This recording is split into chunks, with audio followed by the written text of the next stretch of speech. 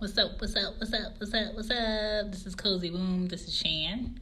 Thank you for listening. Thank you for coming back. This is episode 37. My kid won't listen. What? My kid won't listen. Huh? My kid won't listen. Oh, that. I got some things for you.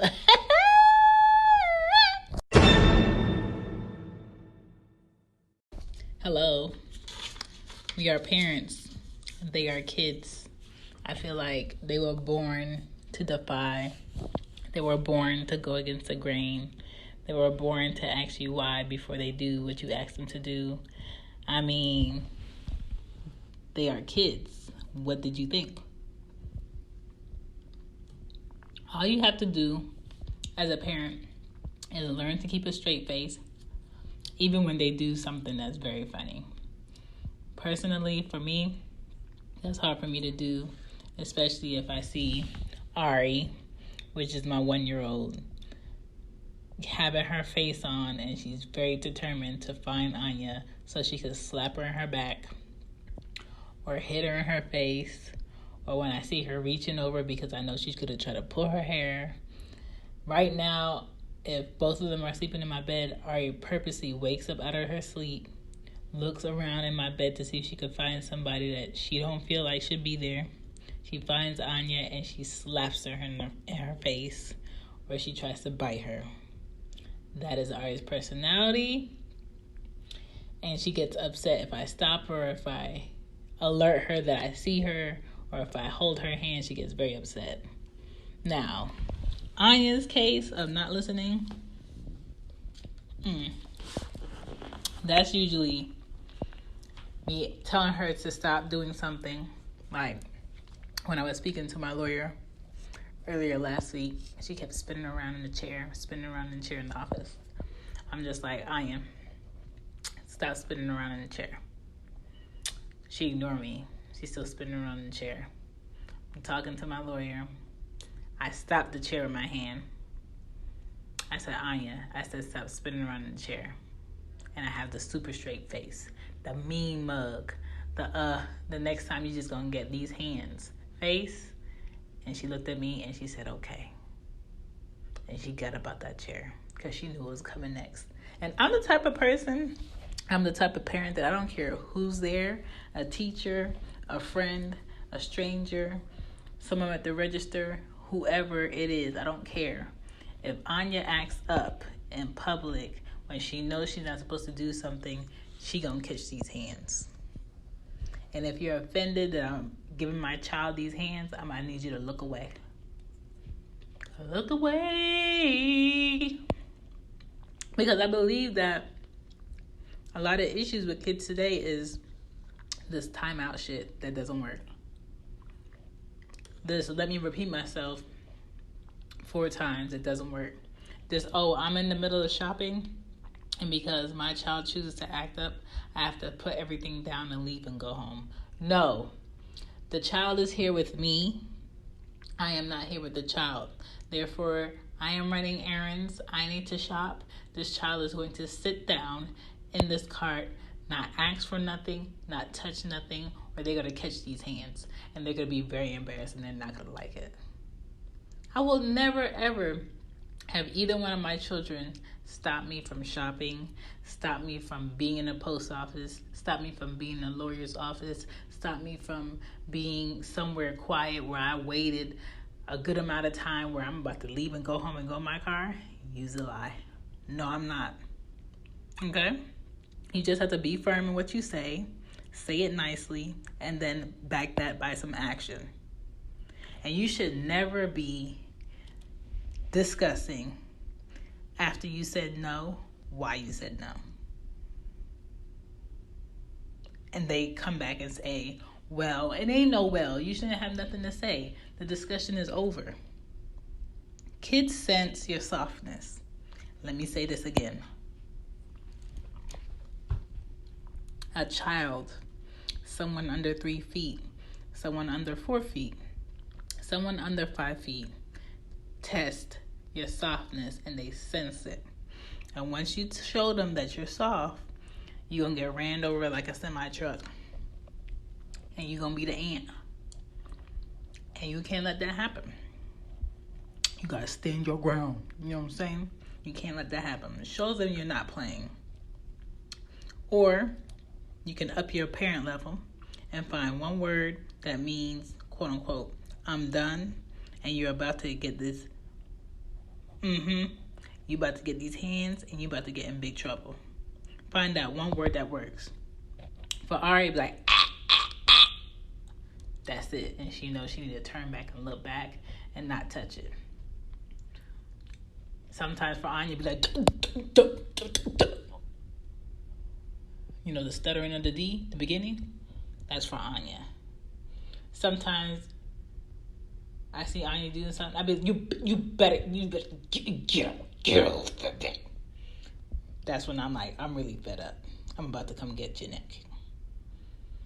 Or if, let's say, Ari took all the magnets off of the refrigerator and it's all over the floor in the kitchen, I'll say to Anya, can you go in the kitchen and pick up the magnets?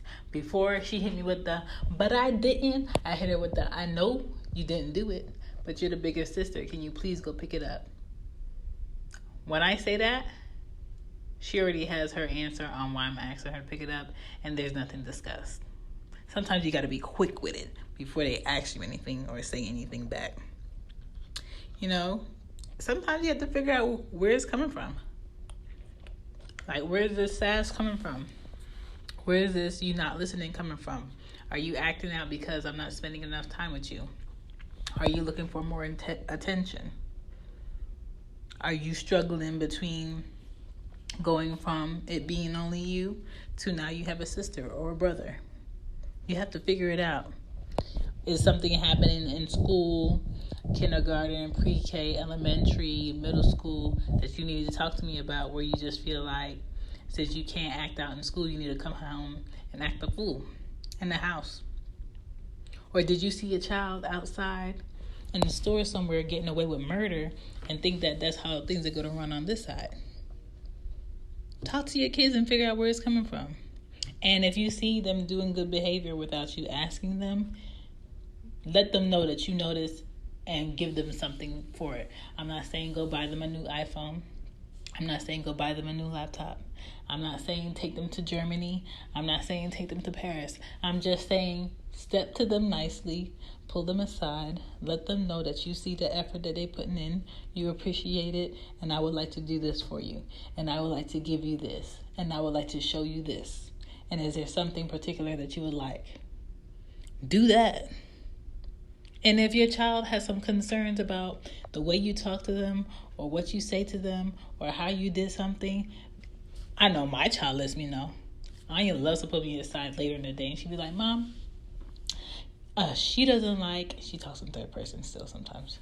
She doesn't like when I was in the room and you said to clean up and then you do that number thing. I don't like that number thing. It's not nice. You don't need to do it. So what she's talking about is I stepped into the back playroom, which is Ari's room, and I said to Anya, I said, you need to clean up this room before you go to your bed and brush your teeth. If this room is not cleaned up in 10 minutes, I'm throwing everything in the trash. So she's like, okay. So she's like there picking up stuff. They got like 4 different toy boxes in the back room. She did picking up stuff, putting it in the bags and stuff. And I could hear in the living room going, oh my God. So dramatic. She's so dramatic. I said, Anya, please stop it. Okay. I said, you got 7 minutes. Oh no. Okay. And she's just there like hustling and putting this stuff. And I think it is hilarious because she's so dramatic about it. But you have to let them know that what you said, you still going by what you said. So I've been like counting it down for like the last, I want to say 18 minutes. All right, you got 5 minutes. Okay, I'm almost done. And that's all you hear in the back room. And I'm just like, okay, cool. I said, you got 1 minute. So I come back there. Ain't no toys on the floor. The only toy that's on the floor is their bubble mower, their little toy vacuum, Minnie Mouse, and Ari just sitting in her playpen looking at Anya like, girl, you done did the damn thing. Mm-hmm. You clean that all up. Because Ari is not a cleanup partner. Ari is a what's that, Tasmanian devil? That's Ari. Ari comes into your house, into your space, and wrecks everything. Takes off everything. Takes out everything. So Ari is not part of the cleanup team. She is part of the put her in here so I can clean up team. So Anya did clean all the stuff up, but she did step to me later in the day and tell me that she doesn't like the number thing. She doesn't like the countdown. And I can, kind of get on Anya's level about that, because when I was in the 5th and 4th grade and my math teacher would hit us with the 5-minute time test to do 100 problems, I'll look at her, I look at the paper, and I look around the classroom, and I see all these kids, having sweat attacks and, getting all flustered and all stressed about the fact that they got 5 minutes to finish 100 problems on a sheet of paper. And you know what Chantal did?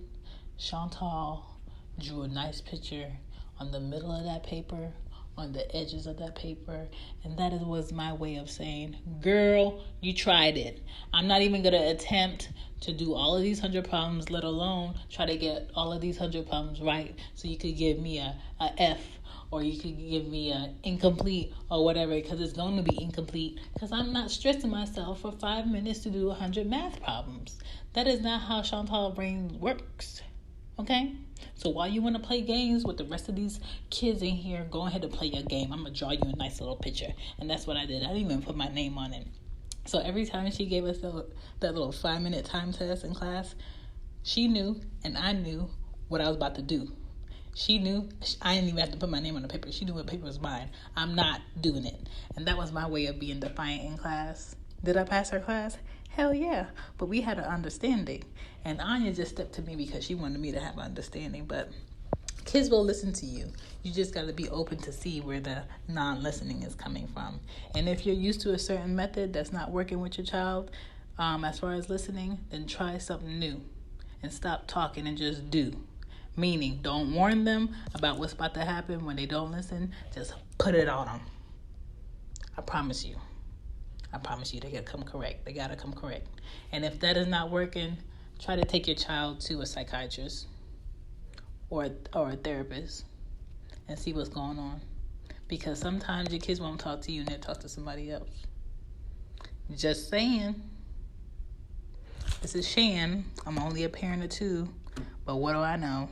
This is Cozy Womb. Thank you for listening. Deuces.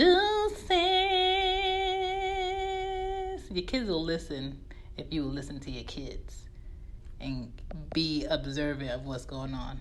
All right? All right. Bye.